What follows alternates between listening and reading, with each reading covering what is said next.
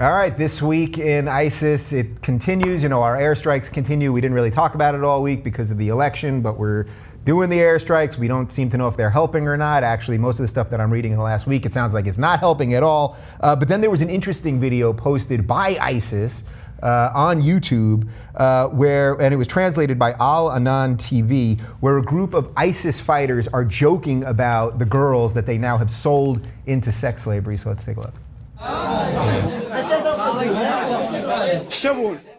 اليوم سوق السبايا، اليوم سوق وما ملكت ايمانكم، اليوم التوزيع باذن الله عز وجل كلنا نصيب. والله يا رجل انا ادور ان شاء الله يعني واحد يدي وحده. اليوم سوق السبايا لازم ناخذ. يا ولد زيديتي وين يا ولد؟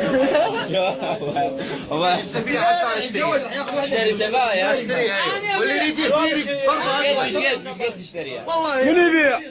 انا ابيع. ليش؟ انا ابيع. ليش؟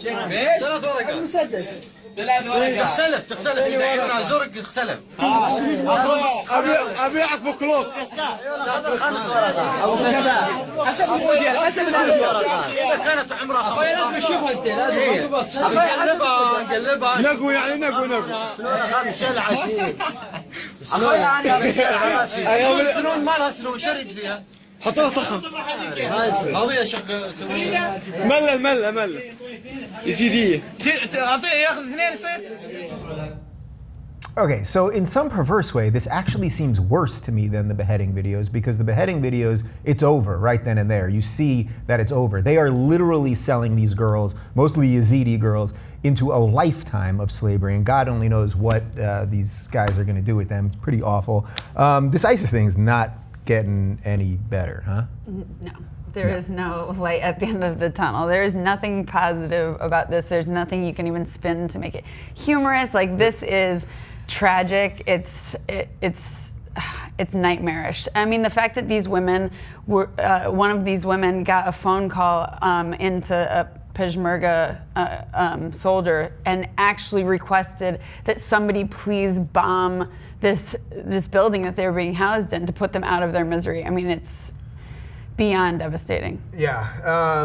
Why aren't women's rights groups talking about this? I am fascinated by this because, you know, Code Pink is one of these big women's rights groups, and they're incredibly anti-war. Now, I don't want a war in the Middle East. I don't know that these bombs are doing anything, but it seems to me that women's rights groups should be protesting this at least. Doesn't mean necessarily that means we got to lead them to war or put soldiers there, but where are women standing up for women right now? I just don't get it. It's very frustrating for me, and this is something that I feel like I keep going back to, but people live in a bubble and they only focus on what's going on right here.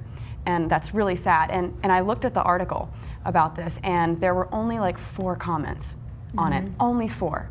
And it just blew my mind, because I've been recently dealing with a lot of like feminist versus anti-feminist like hate wars and online and stuff, and like you post one article about Gamergate where people are concerned that the female, you know, trope or whatever is being objectified, and there's like thousands of comments and people are just outraged.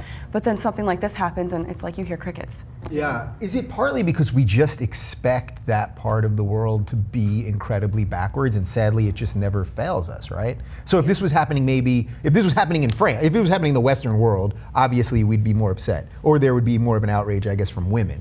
But because we expect only awfulness over there, well then... I mean, I think with this situation, there has yet to be a hashtag trending thing that's happened. But I mean, why if you not? look at That's the what I Bring don't Our get. Girls Back, Yeah. like somebody created the hashtag Bring Our Girls Back in Nigeria, you know, and like then it became an issue because the media supported it and celebrities supported it. That has yet to happen here, and I don't know if it's because, you know, it's ISIS and it's frightening and it seems like the other and they don't want to get involved. I think that there's this like looming fear of ISIS. I mean, as it should be. It's a scary organization, but I feel like people are just hands off with it. You know, they don't want to get involved, and it's intimidating. So, as smart, independent women doing your thing on this planet, I'm curious how you guys feel like, just at a personal level, when you watch that, because I can watch it, and it's obviously horrific. I felt sick almost watching it. Just the way they were talking about women like they were some kind of thing to play with, you know, oh, I want the one with green eyes, I want the one with teeth. You know, it's like, I'll pay you, you know, I'll give you a gun in, you know, return for a person. Yep. You I mean, know? that's how they check their cattle that they trade. They look at their teeth. That's how they trade their livestock. And it's like to think of these women just simply as that they're the equivalent or even below really livestock. You know, it's you can, I agree with you. I literally feel ill thinking about it because I go into their mind and their lives and think about just the lifetime ahead of them of misery.